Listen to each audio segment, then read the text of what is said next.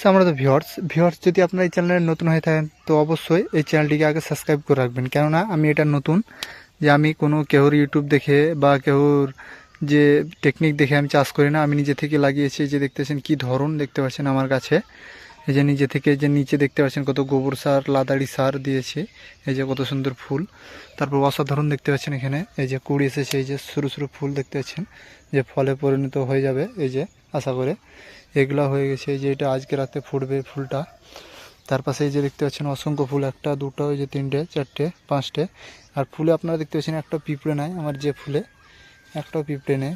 এই ফুলে একটাও পিঁপড়ে নেই। পিঁপড়ে নাই কেন? আমি যে কীটনাশক যে সাইফারমেথ্রিন ওটা আমি কিনে যে স্প্রে করছি ডেলি, ওই জন্য আমার একটাও পিঁপড়ে নাই।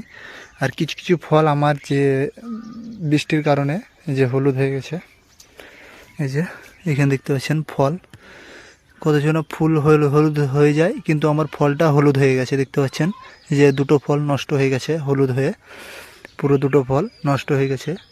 আর পাশে এই যে দুটো দেখতে পাচ্ছেন যে ফুল কালকে রাতে ফুটেছিল, এই যে পলিনেশন করার পর এই যে কী অবস্থা হয়ে গেছে।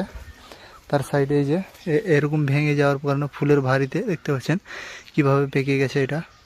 তার পাশে এই যে দুটো ফুল ফলে সেট হয়ে গেছে। তা আপনারা এরকম ট্রিক্স যদি জানতে চান তো অবশ্যই আমার এই চ্যানেলটিকে সাবস্ক্রাইব করে রাখবেন। এই যে অসংখ্য ফুল দেখতে পাচ্ছেন গাছে।